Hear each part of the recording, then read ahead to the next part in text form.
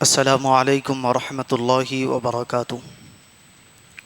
الحمد للہ رب العالمین والعاقبۃ للمتقین والصلاة والسلام علی سید الانبیاء والمرسلین وعلی آلہ الطاہرین واصحابہ الطیبین ومن تبعہم بإحسان اجمعین الی یوم الدین، اما بعد فقد قال سبحانہ وتعالی اجلالا واکراما لشأن عظمۃ حبیبہ المصطفى ان اللہ وملائکتہ یصلون علی النبی یا ایہا الذین آمنوا صلوا علیہ وسلموا تسلیما اللہم صل علی سیدنا محمد وعلی آلہ وصحبہ افضل صلواتک وعدد معلوماتک وبارک وسلم۔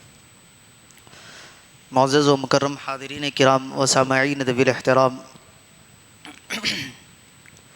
جیسا کہ گزشتہ جمعہ عرض کیا گیا کہ آج سے سیرت مصطفیٰ صلی اللہ علیہ وسلم کا تسلسل کا دوبارہ آغاز ہوگا۔ گزشتہ جب ہم نے سیرت مبارکہ کی نشست سماعت کی تھی، اس میں ہم نے ہجرت کے چوتھے سال کے آخری واقعات اور ہجرت کے 5ویں سال کے ابتدائی کچھ واقعات کو آپ کے سامنے ہم نے ذکر کیا تھا۔ اگر ہم پیچھے سے چلتے آئے تو حضور پاک علیہ الصلاۃ والسلام کی ہجرت کے بعد کے واقعات کا ذکر چل رہا تھا۔ پہلی ہجری میں جنگ بدر کی لڑائی ہوئی، دوسری ہجری میں احد کی لڑائی ہوئی، اور اس کے بعد پھر چھوٹی موٹی لڑائیاں چلتی رہی۔ احد کے بعد کفار قریش میں سے ابو سفیان جو اس لشکر کا سپہ سالار تھا، اس نے کہا تھا کہ ہم دوبارہ بدر کے مقام پر تم سے لڑنے کے لیے آئیں گے۔ پھر بدر صغریٰ کا واقعہ ہوا کہ حضور پاک علیہ الصلاۃ والسلام اپنے فوج کو لے کر بدر کے مقام پر گئے، لیکن وہاں کفار مکہ نہیں آئے تھے۔ اس کے بعد پھر واقع افک کا ہم نے تفصیلی طور پر جائزہ لیا کہ حضرت سیدتنا عائشہ صدیقہ رضی اللہ تعالیٰ عنہا پر منافقین نے جو تہمت لگائی تھی، بات ہماری وہاں پر جو ہے مکمل ہوئی تھی۔ اور اسی تسلسل میں غزوہ مریسع کا ہم نے ذکر کیا۔ حضرت جویریہ رضی اللہ عنہا سے رسول پاک علیہ الصلاۃ والسلام کا جو نکاح ہوا تھا، اس کے بارے میں ہم نے تفصیل طلب گفتگو سماعت کی۔ اب ہم ہجرت کے 5ویں سال کا جو اہم واقعہ ہے، اس کی طرف ہم اپنی توجہ کو مبذول کرتے ہیں۔ وہ اہم واقعہ جنگ احزاب کا واقعہ ہے، جس کو جنگ خندق بھی کہا جاتا ہے۔ ہوا یہ کہ آپ نے سنا تھا کہ مدینہ منورہ میں جب رسول پاک علیہ الصلاۃ والسلام تشریف لائے تھے تو یہودیوں کے 3 بڑے قبیلے مدینہ منورہ میں آباد تھے۔ ایک کا نام تھا بنو قینقاع، دوسرے کا نام تھا بنو قریظہ، اور تیسرے کا نام تھا بنو غطفان غالباً۔ یہ 3 قبیلے جو ہے بڑے وہاں پر مدینہ منورہ میں آباد تھے۔ رسول پاک علیہ الصلاۃ والسلام نے جنگ بدر میں دھوکہ دینے والوں کو مدینہ منورہ سے باہر کیا۔ پھر بنو قریظہ کے ساتھ، بنو قینقاع کے ساتھ بات آئی تو بنو قینقاع کو پھر بدر کے بعد باہر کیا گیا۔ اسی طرح جنگ احد کے بعد ایک اور یہودیوں کا قبیلہ تھا، اس کو مدینہ سے باہر کیا گیا۔ اب اس کے بعد ہوا یہ کہ جب وہ جو دوسرا قبیلہ جنگ احد کے بعد مدینہ سے باہر کیا گیا تھا، وہ لوگ جا کر جو ہے خیبر نامی علاقے میں آباد ہو گئے۔ خیبر یہودیوں کا پہلے سے قلعہ تھا، پہلے سے وہاں پر یہودیوں کی آبادی تھی، تو یہ لوگ بھی وہاں پر جا کر یہودیوں کے ساتھ رہنے لگے۔ مدینہ کے یہودی اور خیبر کے یہودی آپس میں ایک دوسرے کے دوست ہو گئے، اور دونوں کی دشمنی مسلمانوں کے ساتھ تھی۔ تو یہاں سے جو مدینہ سے یہودی نکالے گئے تھے، ان میں کچھ سردار تھے، بڑے لوگ تھے، ان کا نام تھا، ان کا دبدبا بھی تھا۔ وہ لوگ وہاں پر جانے کے بعد بھی مسلمانوں کا پیچھا چھوڑنے کے لیے وہ لوگ تیار نہیں تھے۔ تو اس میں سے ایک نام آتا ہے حیی ابن اخطب کا۔ یہ اس یہودیوں کے قبیلے کا سردار بھی تھا۔ اس نے چاہا کہ ہم مسلمانوں پر حملہ کریں، اور اس مرتبہ مسلمانوں پر جو حملہ ہوگا، کوئی چھوٹا موٹا حملہ ہم نہیں کریں گے، بلکہ بھاری فوج کے ساتھ مسلمانوں پر حملہ کریں گے، تاکہ مسلمانوں کو ایک ہی وقت میں صف ہستی سے مٹا دیا جائے اور مدینے پر دوبارہ قبضہ کر لیا جائے۔ اس کا یہ پلان تھا۔ اس نے کیا کیا، اپنے پورے یہودیوں کے ساتھ مل کر میٹنگ کی، وہاں پر پورے یہودیوں کو تیار کیا کہ ہم مسلمانوں کے ساتھ ایک بڑی لڑائی لڑیں گے، اور ہم اس میں کفار قریش کو بھی، قریش کے جتنے کفار ہیں، مکے کے لوگ ہیں اور مدینہ کے باہر کے اطراف و اکناف کے جو مسلمانوں کے دشمن ہیں، ان سب کو ہم جو ہے ایک ہی طرف شامل کر لیں گے، اور سب مل کر ایک مرتبہ حملہ کریں گے۔ جب اتنی بڑی تعداد مل کر مدینہ پر حملہ کرے گی تو مسلمانوں کو ڈیفنس کرنا، بچاؤ کرنا مشکل ہوگا، اور ایک ہی مرتبہ میں ہم مدینہ کو دوبارہ حاصل کر لیں گے۔ یہ قبیلہ بنو نذیر کا سردار تھا، ایک قبیلہ بنو قینقاع تھا جس کو جنگ بدر کے بعد مدینہ سے باہر کیا گیا، جنگ احد کے بعد بنو نذیر کو باہر کیا گیا۔ تو یہ بنو نذیر کا سربراہ تھا حیی ابن اخطب۔ تو اس نے پلاننگ کر لی، یہودیوں کو تیار کیا، پھر اس کے بعد وہ گیا قریش مکہ کے پاس۔ اس نے کہا کہ تم لوگ بدر میں آئے تھے، بڑی شکست ہوئی، احد میں آئے تھے، تب بھی شکست کے جیسا ماحول تمہارے ساتھ پیدا ہو گیا، ظاہری طور پر نہ فتح ہوئی نہ شکست ہوئی، لیکن تمہارا بھی نقصان ہوا۔ اب مسلمانوں کی تعداد دن بدن بڑھتی جا رہی ہے، تم اکیلے حملہ کرو گے تو تم بھی ان سے نہیں لڑ پاؤ گے، ہم لوگوں کو بھی مدینے سے باہر کر دیا گیا، ہم بھی اکیلے ان کا مقابلہ نہیں کر سکتے، کیونکہ ان لوگوں کے ساتھ کیسی غیبی طاقت ہے اس کا ہم کو اندازہ نہیں ہے۔ تو کفار مکہ کو اس نے باتوں میں ورغلایا اور تیار کر لیا کہ تم بھی ہمارے ساتھ ملو اور ہم سب مل کر مدینے پر حملہ کرتے ہیں۔ تو کفار قریش تیار ہو گئے، مکے کے 4000 کا غالباً لشکر ان لوگوں کا تیار ہوا، اور ادھر خیبر کے 2000 یہودی، یہ 6000۔ پھر یہ نجد کا ایک علاقہ، وہاں کا ایک مشہور قبیلہ تھا غطفان نامی، وہ بہت زیادہ تعداد میں وہ لوگ تھے۔ یہ لوگ مل کر ان لوگوں کے پاس گئے، غطفان کے پاس۔ وہاں جا کر انہوں نے کہا کہ مدینے والے تمہارے دشمن ہیں، تم بھی ان کو مارنا چاہتے ہو، لیکن تم بھی حملہ کر کے دیکھ چکے ہو، ناکامیابی تمہارے ہاتھ لگی ہے۔ ہمارا یہ پلان ہے کہ ہم اور قریش والے مل کر مدینے پر حملہ کرنے والے ہیں، اگر تم لوگ بھی آ جاؤ تو پھر ہم سارے مل کر حملہ کریں گے، اور اگر تم اس کے مقابلے میں، اس کے بدلے میں کچھ چاہتے ہو تو ہم تمہیں دیں گے۔ اور ان کو لالچ دینے لگے کہ خیبر میں جتنے کھجور وغیرہ کے باغات ہیں اس میں سے آدھا پروفٹ ہم تم کو دیں گے، کام ہم کریں گے، ساری کھیتی باڑی ہم کریں گے، کھجور بیچیں گے، نکالیں گے، سب کریں گے، اس میں کا آدھا پروفٹ تم کو دیں گے اگر تم اس جنگ میں شامل ہوگے۔ کیونکہ غطفان والوں کی فوج سب سے زیادہ طاقتور بھی تھی اور بڑی فوج بھی تھی، تو غطفان والوں کو انہوں نے لالچ وغیرہ دے کر شامل کر لیا۔ غطفان کے 6000 لڑاکو تیار ہوئے، یہ 12000 کا لشکر تیار ہو گیا ان لوگوں کا، اور انہوں نے اپنے اپنے طور پر کب نکلنا ہے، کیسی پلاننگ کرنا ہے، یہ ساری مل کر لی کہ ایسا محسوس ہونا چاہیے کہ مسلمانوں کو ایک تھوڑی دیر کے بعد قافلے آتے جائے تو مسلمانوں پہ دہشت طاری ہو کہ یہ قافلے رکتے ہی نہیں ہیں، ایک کے بعد ایک قافلہ آ رہا ہے، اور ہزاروں کا لشکر مدینہ طیبہ کے پاس جمع ہو جائے گا تو وہ لوگ مدینہ چھوڑ کر بھاگ جائیں گے، یا ڈیفنس بھی کریں گے تو لڑنے کی ہمارے لشکر کو دیکھ کر ہی ان کو طاقت نہیں ہوگی، کیونکہ مدینہ چھوٹا سا شہر تھا، غالباً ذکر آتا ہے کہ 3000 لوگ اس کے اندر موجود تھے، اور ادھر 12000 کا لشکر جرار ہے، تو کیا مقابلہ ہو سکتا ہے ان کا، وہ سمجھ گئے تھے۔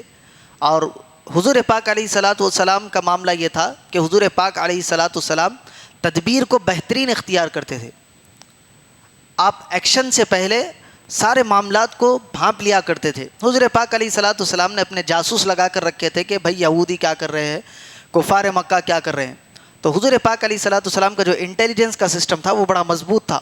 حضور کو خبر مل گئی کہ یہ لوگ کوئی پلاننگ کر رہے ہیں اور بڑے حملے کی پلاننگ ہے، حضور پاک علیہ الصلاۃ والسلام نے معلوم کرنے کے لیے بھیجا، تو پتہ چلا کہ یہ لوگ غطفان کے قبیلے والوں کے ساتھ، کفار مکہ کے ساتھ، پھر پورے خیبر کے یہودی وغیرہ مل کر، سارے مل کر حملہ کرنے والے ہیں مدینے پر ایک ہی بار میں۔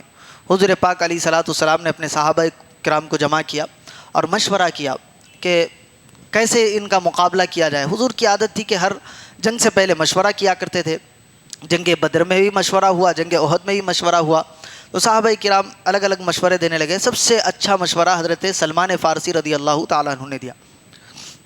یہ حضرت سلمان فارسی کون ہے، ان کا مکمل ذکر آپ نے سماعت کیا کہ کہاں کے رہنے والے تھے، فارس سے کیسے چلے، کیسے مدینے تک پہنچے، کیسے حضور پر ایمان لائے، تفصیل طلب واقعہ آپ نے تفصیل کے ساتھ ان کا سماعت کیا ہے۔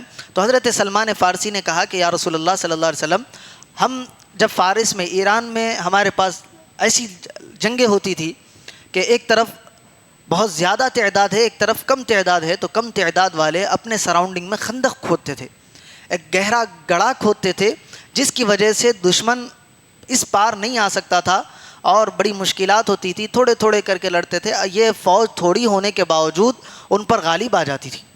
تو حضور پاک علیہ الصلاۃ والسلام کو مشورہ بڑا پسند آیا، حضور پاک علیہ الصلاۃ والسلام نے حکم دیا کہ مدینے کے سراؤنڈنگ میں خندق کھودی جائے۔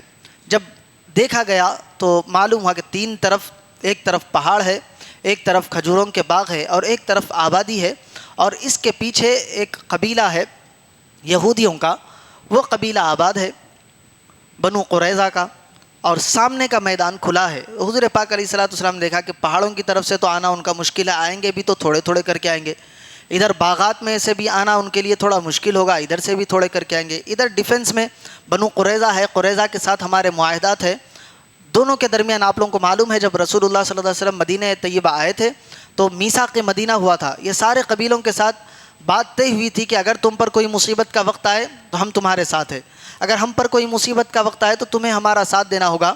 حضور پاک علیہ الصلوۃ والسلام اطمینان میں تھے کہ پیچھے سے اگر کوئی فوج آئے گی تو بنو قریظہ والے وہاں پر سے ان کو سنبھالیں گے۔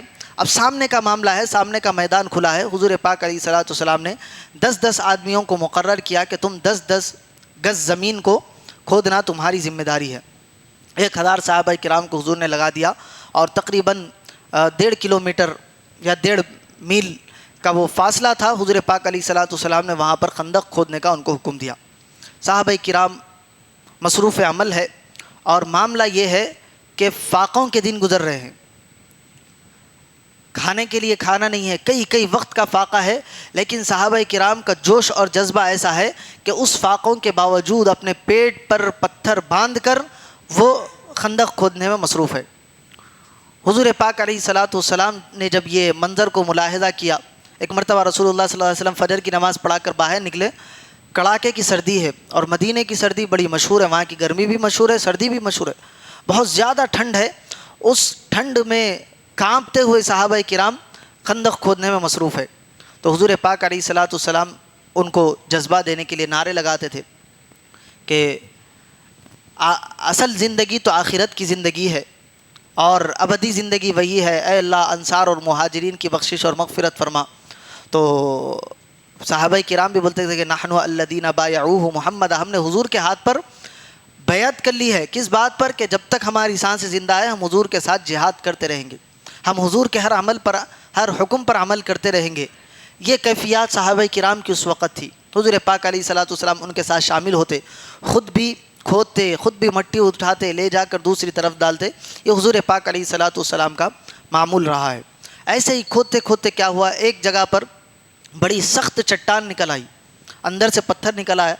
جو صحابہ کرام کی وہاں پر ڈیوٹی تھی، انہوں نے سوچا کہ ہم کو یہ حکم دیا گیا ہے اتنے فٹ تک کھودو، اتنے گز کھودو، اب یہ پتھر آ گیا ہے تو ہم اس کو چھوڑ کر آگے بڑھ جاتے ہیں۔ تو دوسرے صحابہ کرام نے کہا کہ نہیں، حضور کا جتنا حکم ہے ہمیں اتنے حکم پر عمل کرنا ہے۔ حضور پاک علیہ الصلوۃ والسلام نے لکیریں کھینچی تھی کہ یہاں سے یہاں تک کھودنا ان کی ذمہ داری ہے۔ انہوں نے کہا کہ ہم اس کے آگے، حد سے آگے نہیں بڑھیں گے۔ وہ سارے لوگ مل کر رسول اللہ کے پاس آئے، آ کر کہا کہ یا رسول اللہ صلی اللہ علیہ وسلم، چٹان نکل آئی ہے، کیا کیا جائے؟ حضور پاک علیہ الصلوۃ والسلام نے کہا کہ چلو کہاں ہے بتاؤ۔ حضور پاک علیہ الصلوۃ والسلام آئے، خندق میں اترے، کہا کہ پھاوڑا لاؤ، پھاوڑا ہاتھ میں لیا حضور پاک علیہ الصلوۃ والسلام نے، ایک ضرب لگائی تو چٹان ٹکڑے ٹکڑے ہوا۔ حضور پاک علیہ الصلوۃ والسلام نے فرمایا کہ مجھے یمن کی کنجیاں عطا کر دی گئی۔ دوسرا بار آپ نے مارا تو آپ نے پھر سے ایک چنگاری نکلی، روشنی نکلی، حضور نے فرمایا کہ مجھے ملک شام کی کنجیاں عطا کر دی گئی۔ پھر آپ نے مارا، پھر فرمایا کہ مجھے ملک فارس کی، ایران کی کنجیاں عطا کر دی گئی۔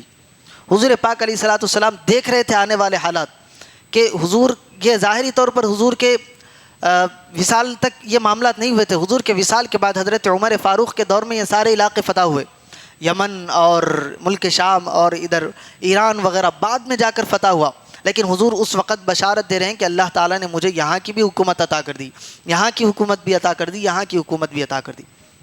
صرف ایک وار مارنا تھا کہ وہ پتھر جو ہے چکنا چور ہو گیا، بھربھرا ہو گیا، صحابہ کرام نے وہ اٹھا کر وہاں پر ڈالنا شروع کیا۔ حضرت جابر رضی اللہ تعالیٰ عنہ حضور پاک علیہ الصلوۃ والسلام کو دیکھ رہے تھے. جب حضور پاک علیہ الصلوۃ والسلام پھوڑا چلا رہے تھے تو آپ کی چادر مبارک تھوڑا پیٹ سے ہٹی تو دیکھا کہ رسول اللہ صلی اللہ علیہ وسلم کے شکم مبارک پر پتھر بندھے ہوئے. یہ کیفیت حضرت جابر نے دیکھی تو حضرت جابر سے رہا نہیں گیا. حضور پاک علیہ الصلوۃ والسلام سے اجازت لے کر گھر آئے.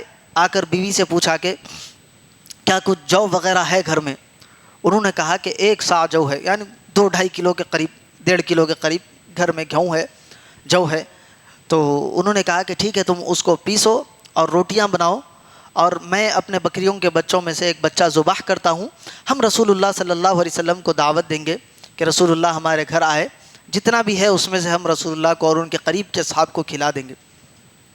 تو بیوی نے کہا کہ ٹھیک ہے، مگر یہ ذہن میں رکھنا کہ ہمارے پاس آٹا محدود ہے، تو اتنے ہی لوگوں کو لانا جتنے اس آٹے میں کھا سکتے ہیں.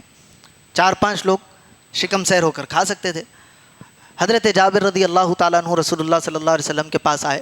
آ کر عرض کی، یا رسول اللہ صلی اللہ علیہ وسلم، آپ کی کیفیت مجھ سے دیکھی نہیں جاتی.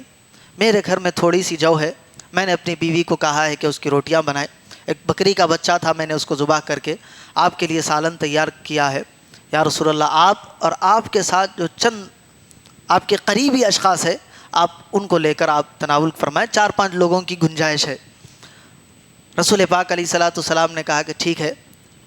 صحابہ کرام کو آواز دی اور فرمایا کہ اے میرے صحابہ، چلو جابر کے گھر پہ دعوت ہے. 3000 صحابہ کرام ہے، 1000 مصروف عمل ہے. سب کو صحابہ کرام کو آواز دے کر رسول اللہ فرماتے ہیں کہ اے میرے صحابہ، چلو جابر کے گھر پہ دعوت ہے. حضرت جابر پریشان ہے کہ میں نے ابھی رسول اللہ کے کان میں سرگوشی کرتے ہوئے کہا کہ یا رسول اللہ 4-5 لوگوں کا کھانا ہے.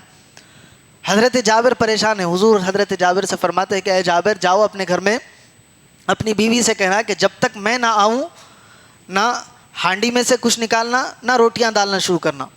حضرت جابر گئے اور جا کر بیوی سے کہنے لگے کہ میں نے رسول اللہ کو کہا کہ 4-5 لوگوں کی دعوت ہے، لیکن رسول اللہ نے سارے صحابہ کو دعوت پر مدعو کر دیا ہے. اب میں پریشان ہوں، کیسا کروں؟ لیکن رسول اللہ نے حکم دیا ہے کہ جب تک رسول اللہ نہ آئے اس کو ہاتھ نہیں لگانا. بیوی نے کہا کہ اگر رسول اللہ نے کہا ہے تو آپ بے فکر ہو جائے، اس کے بعد کی ذمہ داری اللہ کے رسول کی ہے. حضور پاک علیہ الصلوۃ والسلام آئے. آنے کے بعد رسول اللہ نے اس آٹے میں اور اس سالن میں اپنا لعاب دہن کچھ ڈالا اور کہا کہ ہانڈی کو چولہے پہ سے نہیں اتارنا، اور جو آٹے پر کپڑا ڈھکا ہوا ہے اس کو ہٹانا نہیں، اندر سے لیتے جانا دیتے جانا. اب ان کی بیوی اور کچھ خواتین تیار ہو گئی کام کرنے کے لیے.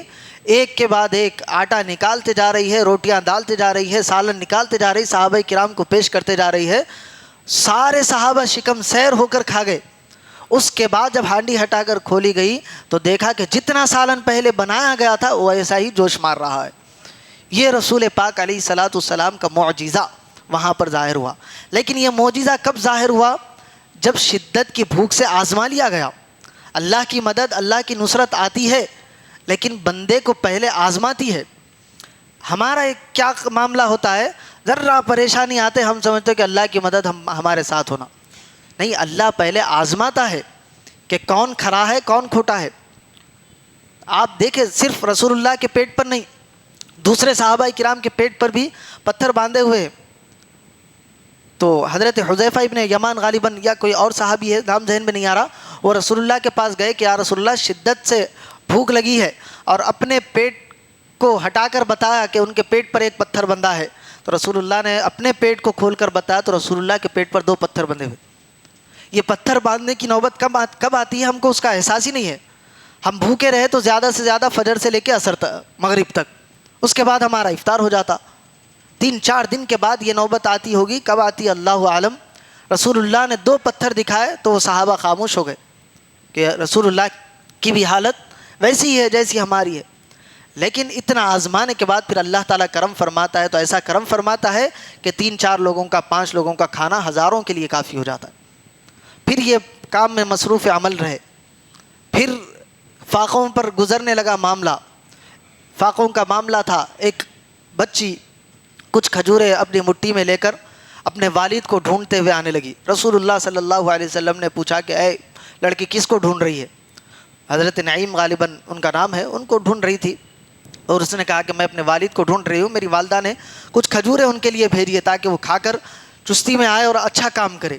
تو رسول اللہ نے فرمایا کہ وہ کھجوریں ادھر لاؤ۔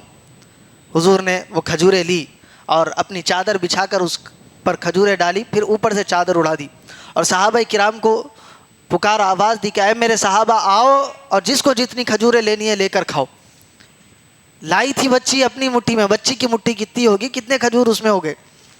حضور کی چادر مبارک کے اندر وہ کھجور جانے کے بعد اللہ نے اتنی برکت ڈالی کہ ایک کے بعد ایک صحابی رسول آتے گئے، جتنی ان کی گنجائش تھی لیتے گئے، کھاتے گئے۔ سارے صحابہ کھا چکے۔ اس کے بعد جب چادر ہٹائی گئی تو جتنی کھجوریں پہلے رکھی تھی اتنی ہی کھجوریں وہاں پر رکھی ہوئی ہیں۔ یہ رسول پاک علیہ الصلاۃ والسلام کے معجزات اس وقت جب کہ حالات انتہائی سنگین تھے، اس وقت رسول پاک علیہ الصلاۃ والسلام کی یہ معجزات نظر آئے۔ اس کے بعد رسول پاک علیہ الصلاۃ والسلام جب خندق کھد گئی، پوری تیاری ہو گئی اور ادھر سے لشکر آنا شروع ہو گئے۔ لشکر آنے کے بعد ان لوگوں نے دیکھا کہ مدینے والوں نے پہلے سے تیاری کر رکھی ہے۔ جانے کا ایک راستہ تھا، اس جگہ پر خندق کھود دی، ایک جگہ پہاڑ ہے، ایک جگہ پر کھجوروں کے باغ ہے اور وہاں پر بھی حضور نے فوج تعینات کر دی، اور ایک طرف پیچھے بنو قریظہ کا معاملہ ہے۔ تو انہوں نے کہا کہ بنو قریظہ والے یہودی ہے۔ بنو نذیر کا جو سردار تھا حیی ابن اخطب، جس نے ساری تیاری کی تھی، وہ بنو قریظہ کے پاس گیا، وہاں اس کے سردار کے پاس کعب بن اسد اس کا نام تھا، جا کر اس کو ورغرانے لگا کہ تم بھی ہمارا ساتھ دو۔ انہوں نے کہا کہ ہم نے حضور صلی اللہ علیہ وسلم سے معاہدہ کیا ہے اور حضور وعدوں کے پابند ہے۔ حضور نے جو وعدہ کیا ہے اس کے مقابل، اس کے الگ حضور نے کبھی کوئی کام نہیں کیا۔ جو وعدہ کیا ہے اس وعدے پر رسول اللہ صلی اللہ علیہ وسلم پورے اترے ہیں، اور ہمارا بھی یہ فرض بنتا ہے کہ ہم بھی اپنے وعدے پر قائم رہے۔ ہم نے ان کا ساتھ دینے کا وعدہ کیا تھا، ہم ان کا ساتھ دے رہے ہیں۔ تو یہ کعب بن حیی ابن اخطب باتوں میں پھرانے کا بہت مشہور تھا، بہت آگے تھا باتوں میں بہلانا، ورغلانا، لالچ دینا۔ تو بنو قریظہ کے ساتھ بھی وہی معاملہ کیا گیا کہ تم اگر ایسا کر دو گے تو تمہارے ساتھ ایسا ہوگا، تمہیں مدینے والے ایسا کر دیں گے۔ ان کو ڈرایا دھمکایا، پھر ان کو بھی لالچ دی۔ تو بنو قریظہ والے بھی جو ہے ان کی باتوں میں آ گئے اور معاہدے سے انہوں نے بدعہدی کر دی، وعدہ خلافی کر دی، اور مدینے پر حملہ کرنے کے لیے وہ لوگ تیار ہو گئے۔ اب رسول اللہ صلی اللہ علیہ وسلم کو جیسے اس کا علم ہوا تو رسول اللہ صلی اللہ علیہ وسلم نے مدینے کی جو عورتیں تھیں، بچے تھیں، ان کو ایک قلعے میں محفوظ کر لیا، اور پیچھے بھی کچھ اور فوج کو تعینات کر دیا۔